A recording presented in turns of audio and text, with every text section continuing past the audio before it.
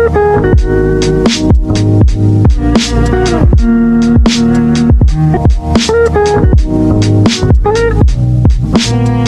welcome back, my good friend, to Perspective. Now, Perspective is a space where you and I journey through life-changing principles to apply them to our daily lives. Say it with me, to transform the world around you. Man, I hope you enjoyed the last episode, and hopefully you are a step closer to changing the world around you. I know summer's here, right? Springtime is behind us.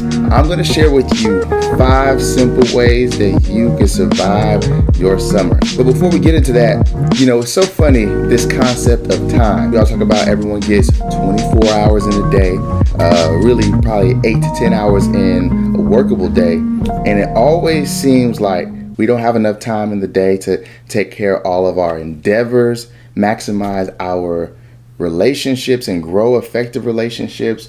At the same time, stay mentally sane, make sure our spiritual and mental health is intact so that we're some good to society and to our family. So how do we master time? I heard a man by the name of Paul Scanlon break down this concept of time management. And so what he was saying was, in essence, none of us can manage time. None of us. But what we can manage is our attention and what we devote our time and our attention and energy to. So he was breaking down this concept of, if you are able to assess what should get your attention and when it should get your attention, you're able to prioritize effectively. And so once you prioritize and you're giving your time and energy and attention to a thing, you are to give all of your time and attention to that thing when that moment is happening. So for example, if you're giving your time and attention to your family, being present and being fully attentive in the moment allows you to maximize that moment. When you give your time and attention to exercising, being present and being fully invested in that moment, it allows you to maximize that moment. When you're giving your time, energy, and attention to your work, being fully present and very focused in your work, it allows you to maximize your work. In essence, he was saying that if you would prioritize and assess what should get your time and attention, you'll never waste time because you're able to figure out, okay, this is what needs my time and attention. This is when it needs my time and attention. And when I'm present, I'm going to give all of myself to that moment so I get the most of that moment. What I got from it personally was, look, if I give all of my attention in a moment, then that moment's going to get the most out of me.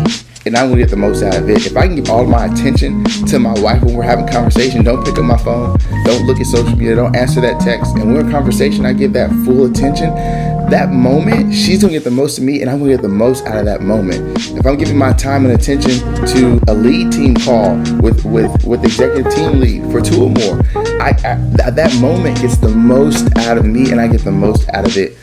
The difference between a person who wastes time versus maximizes time is a couple of things: their attention and their prioritization. If you're able to prioritize, meaning you're able to put time in its place. You're able to put, whenever you're supposed to be doing a thing, you've put it in its proper place and you've told time, this is where you go. Waking up and exercising, this is where you go. Reading, this is where you go. My work day, this is where you go. Now, clearly life happens and we can't plan for interruptions or disruptions. But you having a plan of how you manage your time and attention, it allows you to have a rhythm and a harmony about your life.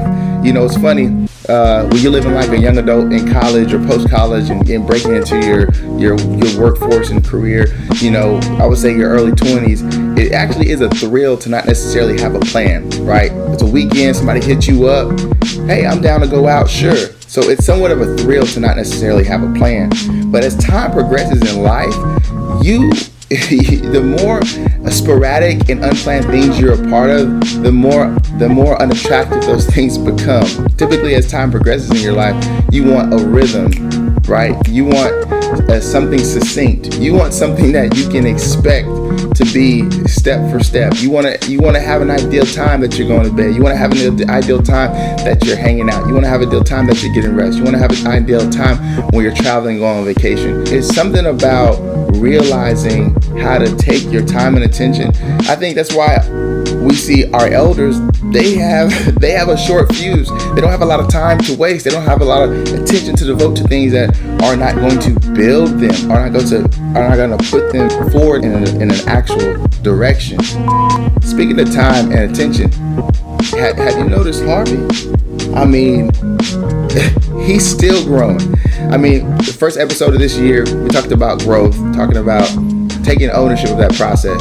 Now it's summertime, and summertime will literally check you and reveal just how much growth you've actually made. By looking at Harvey right now, there's one thing that I really notice about growth.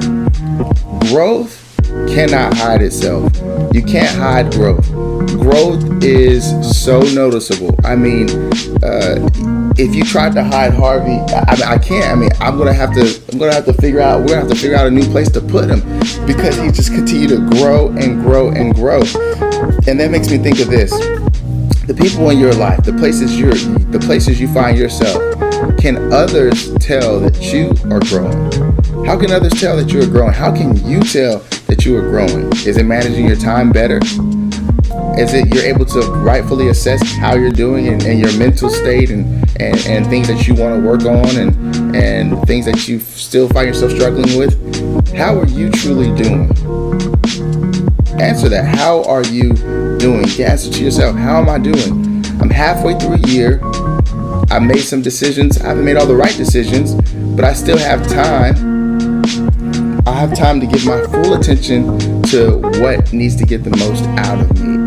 And I can still assess, hey, the person I'm trying to become, the things that I'm doing right now, can I get there? How I'm spending my time right now, can I get there? The people I'm surrounding myself with in my relationships, can I get there? Can I become the person I'm trying to become in my current situation, in my current state? Can I get there? That's truly a question that only you can answer. So I encourage you, assess your growth. Growth, you can't hide growth. And also you can't fake growth. You cannot fake growth. And the unfortunate thing is, when a person does not grow, you also can't hide regression and you can't hide stagnation. But the good thing is, you still have time. If you're watching this right now, you still have time to change a few things. You still have time to make some tweaks and adjustments, and you can assess how am I spending my time and attention, and what's getting the most of my time. So this summer, if we can be fully present in moments, if we can be fully invested in the people that we're interacting, engaging with day to day, if we can be fully invested in having our attention focused on the things that are our priority, we will find ourselves having a very productive, a very fun, a very loving, a very holistic summer, and we won't fall victim to the sporadic, to the unplanned, and to the unknown. But here's 5 quick things that's going to help you survive your summer. Step 1, have a schedule for your week. I know it's summertime, and I know we like to thrive off of maybe some of the things that are unplanned, but have a schedule for your week. I would say start at the top of your week to the bottom of your week and have a plan for how you're going to manage your day. I would say from most essential to important. Essential means this thing has to happen. If this doesn't happen, then my whole day has been ineffective. To important meaning, if this is important but it doesn't happen, I can go ahead and push this on to the next day, or I can go ahead and delegate this to someone else. Okay, so have a schedule for your week. Step 2, learn to say no. Again, hear me, learn to say no. No is a complete sentence. When you say no, it informs others that you have another priority. Maybe something takes precedence over the offering. We talked about this earlier in the year. Sometimes when you're offered something for free, sometimes it can distract you from something that's more purposeful. So don't let free trip you up into thinking that it's not going to cost you anything because it's free, but it might cost you time, attention, and also positioning, right? Because we want to make decisions we want to accept things based off of the purpose of the thing and the value of it based off of our priority, not the priority someone's trying to impress upon us. All right, so learn to say no. Step 3, rest. Yes, I know it's summertime and hot boy summer, hot girl summer, whatever you want to call it, but find time to rest. You need a rhythm of rest this summer. That way you can recharge. That way when you go into the next season, you feel fully rested and you're ready to take on any challenge that comes your way. Number 4, have some goals. Again, have some goals, but I mean specific goals. These can be fun things you want to do. These can be specific skill set growing goals you want to do. But number 4 is have some goals. Write them down. Write those goals down. Continue to write those goals down. Okay, have some goals for you personally. Intangible goals, more specifically. You want to save a certain amount of money, that's great, but have characteristic and intangible goals for you personally. And number 5, and the most important, is maintain your relationship with God and your close friends and family. Again, I'm going to say it again. Maintain your relationship with God and your close friends and family. Why do I say this? I say the best for last because you will not be able to get a true assessment of how you are doing and where you are if you don't continue to have conversation with God. You don't continue to pray. You don't continue to pause, and you don't continue to assess, how am I truly doing? Am I making decisions based off of purpose, or am I making decisions based off of my emotions and how I feel? So again, number 5, continue to have growing relationship with God and also spend time with your friends and your family. If this episode helped you in any way, if you like this episode, like, share, comment, send to a friend. What are some things you're going to do this summer to make sure you manage your time and attention well? Drop them in the comments below. I'll see you on the next episode. Peace.